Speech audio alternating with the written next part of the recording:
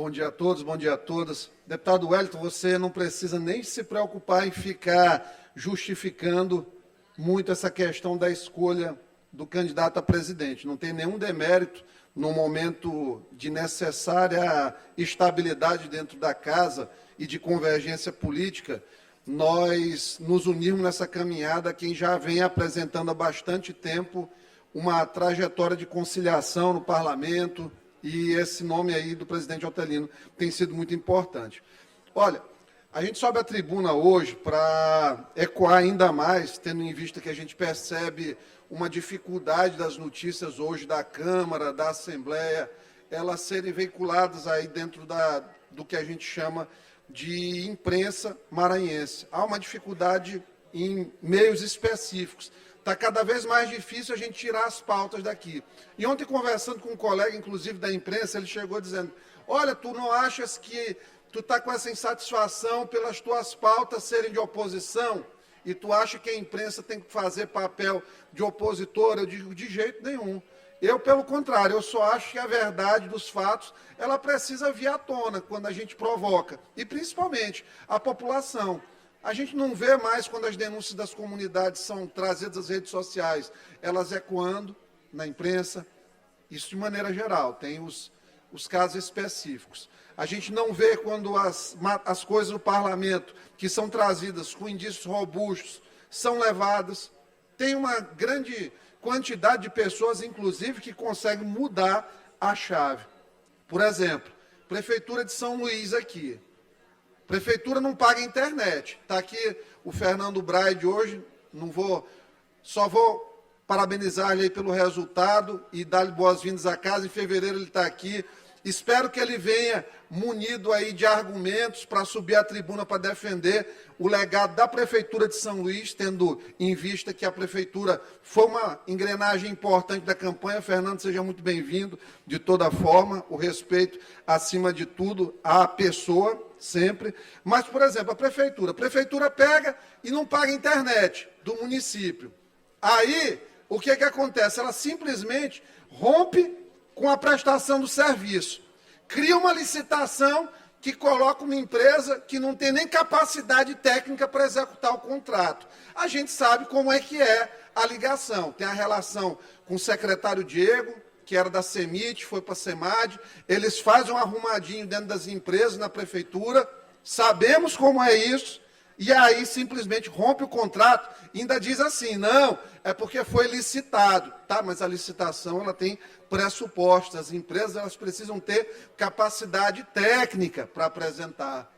Inclusive, a gente chegou aqui com uma situação que chegou a nós agora pela manhã, de denúncia em relação à licitação do Porto de Itaqui, uma empresa chamada Grito, que presta serviço, já prestou serviço aí para o PCdoB, deputada Ana, lá, e a Grito parece que montou um processo, mas eu não posso formalizar uma acusação, porque ainda estou estudando as coisas. Então, na hora que eu trouxer, é tipo isso aqui.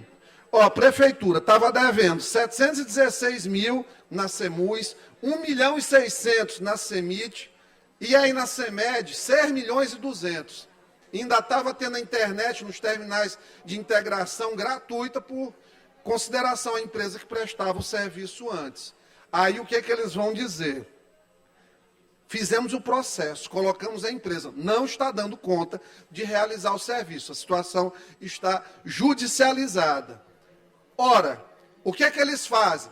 Eles começam a colocar nos veículos de imprensa, nos que são alinhados aí à prefeitura, que recebe essas famigeradas PIs, que a empresa que estava prestando serviço deixou de prestar. Como é que não vai? Isso aí até embola a língua do cara. Está devendo 10 milhões de reais e vai continuar a prestar serviço como se fosse tonta. Não tem sentido, né? Como tem muitos empresários, principalmente da construção civil, que têm reclamado de uma taxa administrativa alta cobrada dentro da Prefeitura de São Luís para poder receber o apurado de suas obras. Ou seja, estão falindo aí em sequência vários empresários. A gente sabe que tem uma limitação grande na Prefeitura, que até uma licença-prêmio de servidor tem que passar na mão do Eduardo, que ao invés de fazer macroplanejamento, ele deveria estar pensando em coisas que não fossem isso. Presidente, só uma extensãozinha do tempo. tendo em vista que está tranquila hoje a sessão. Então, ele deveria pensar no macro, ele está pensando em licença-prêmio de professor, se faz a compra da caneta A ou da caneta B lá em cima, tudo tem que passar por ele. E aí, claro que isso torna a administração muito lenta. Secretários hoje da prefeitura, a maioria deles, infelizmente, respeitados as dignidades das pessoas humanas, obviamente, mas são verdadeiros fantoches, não têm poder decisório algum. Não estou chamando de fantoche para desabonar, desonrar ninguém. Digo fantoche no sentido que tem uma mão que controla os movimentos. E isso aí, infelizmente, é o que tem sido a tônica da prefeitura. O resultado é isso aí. 2 anos, 2 obrinhas em retorno, um posto de saúde que eles chamaram de policlínica, mão de tinta em socorrão, não conseguem fazer licitação nem de medicamentos básicos para manter a demanda dos pacientes atendida, não estão conseguindo, e o cenário é de caos, verdadeiro caos. Ano que vem nós vamos ter aumento, inclusive de salário mínimo. Fico feliz pelo aumento do salário mínimo, mas as folhas vão ser uma situação a mais a serem vistas pelas prefeituras, principalmente, que são quem sofre mais, porque tem os salários menores e tem esses reajustes todos aí, com indexação ao mínimo. Preocupado com o Brasil, estou, tendo em vista que colocaram um presidente que ele não está nem aí para o governo, como estava conversando com um colega aqui de casa, quem está governando agora parece que é a Janja, o Geraldo Alckmin, é o pessoal, cada um está ali dizendo como é que vai ser o governo para um lado. Então, está todo mundo dando pitaco e nós estamos a 1 mês de virar o ano e nós não temos um ministro da Fazenda, não temos um ministro da Defesa escalado.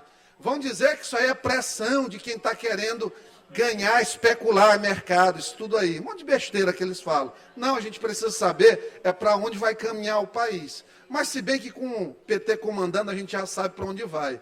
O caminho é ladeira abaixo, rumo ao inferno das finanças, a desestruturação fiscal, a irresponsabilidade, o banditismo predatório dentro das organizações estatais e das empresas públicas também. Vide o que era o Correio antes, os Correios antes, uma verdadeira máfia, um cartel de Medellín lá dentro, de expropriação de patrimônio público, e hoje o Correio é uma empresa rentável, uma empresa que tem uma dinâmica boa, mesmo como uma estatal de bom desempenho. Então, esse aí é o cenário. Infelizmente, quem está se beneficiando disso tudo, dessa confusão toda? Judiciário. Ontem eles aprovaram, o Conselho de Juízes Federais, Nacional dos Juízes Federais, aprovou um pagamento retroativo desde 2006 para os juízes federais que ingressaram na carreira antes de 5% por ano. Peço que libere o microfone para o deputado. Não cale minha voz, presidente. Então, eles liberaram esse pagamento. Tem juiz que vai receber até 2 milhões de reais aí, retroativo, juiz federal. Aí se pergunta-se ao presidente da associação qual vai ser o impacto. Ele diz, nós não sabemos qual vai ser o impacto. Ou seja, veja como é, o Barroso suspendeu o piso nacional da enfermagem, porque não sabia de onde ia ter fonte de financiamento. Aqueles enfermeiros, enfermeiras, técnicos, parteiras, o pessoal que dá o gás, dá o sangue pela saúde das pessoas, junto com os médicos, com todos os profissionais da multi que a gente sabe que existem. Aí, para isso, precisa ter fonte de financiamento. Para aprovar o retroativo, eles não estão nem aí se vai ter furo, se vai ter como pagar, se não vai ter como pagar. O que importa é que conseguiram o que queriam. Tiraram o descondenado da prisão e colocaram na cadeia da presidência, na cadeia da presidência. Vê como é que é o inconsciente. Na cadeira da presidência, ele está lá, pronto a legitimar todo o processo.